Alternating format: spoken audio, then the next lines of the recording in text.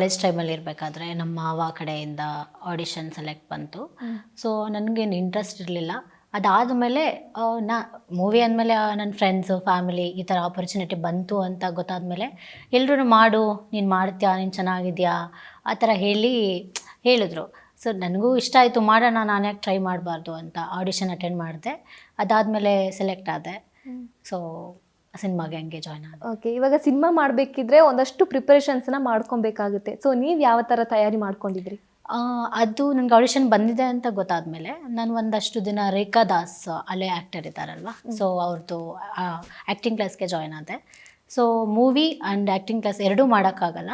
So ನಾನು ಸ್ವಲ್ಪ basic ಕಲ್ತ್ಕೊಂಡು ಬಿಟ್ಬಿಟ್ಟು ಆಮೇಲೆ ಮೂವಿನ ಸ್ಟಾರ್ಟ್ ಮಾಡಿದೆ. ಸೊ ಸರ್ ಕೂಡ ಹಂಗೆ ತುಂಬಾ ಚೆನ್ನಾಗಿ ಸಪೋರ್ಟ್ ಮಾಡಿದ್ದಾರೆ. ಹೇಗಿತ್ತು ಶೂಟಿಂಗ್ ಎಕ್ಸ್ಪೀರಿಯನ್ಸು? ತುಂಬ ಖುಷಿ ಆಯಿತು. ಎಕ್ಸ್ಪೀರಿಯನ್ಸು ನನಗೆ ವೇರಿಯೇಷನ್ಸ್ ತುಂಬ ಇದೆ. ಅದು ಈ ಮೂವಿಯಲ್ಲಿ ಒಂದೇ ಮೂವಿಯಲ್ಲಿ ಎಲ್ಲನೂ ನೆಕ್ಸ್ಟ್ ಮೂವಿಯಲ್ಲಿ ನಾನು ಹೋದರೆ ನಾನು ಎಲ್ಲನೂ ಮಾಡ್ತೀನಿ ಅನ್ನೋ ಕಾನ್ಫಿಡೆನ್ಸ್ನ ಸರ್ ನನಗೆ ತುಂಬ ಚೆನ್ನಾಗಿ ತರಿಸಿದ್ದಾರೆ. ಸೊ ಇವರು ಆ್ಯಕ್ಚುಲಿ ನಮಗೆ ನಮ್ಮ ಸಿನಿಮಾಗೆ ಕನೆಕ್ಟ್ ಆಗಿದ್ದು ಹೆಂಗೆ ಅಂತಂದರೆ ನಮ್ಮ ಸ್ನೇಹಿತರ ಕಾರಣ. ಅಂದರೆ ನಾವು ತುಂಬ ವರ್ಷಗಳಿಂದ ಇದ್ವಿ. ಸೊ ಸಿನಿಮಾ ಇಂಡಸ್ಟ್ರೀಲಿ ಎಲ್ಲ ಸ್ನೇಹಿತರು, ಸೊ ಅವ್ರ ಮೂಲಕ ಇವ್ರ ಮೂಲಕನೇ ನಮಗೆ ಎಲ್ಲವೂ ಸಿಗೋಕ್ಕೆ ಶುರು ಆಗ್ತಿರುತ್ತಿತ್ತು. ಸರ್ ಏನಂದರೆ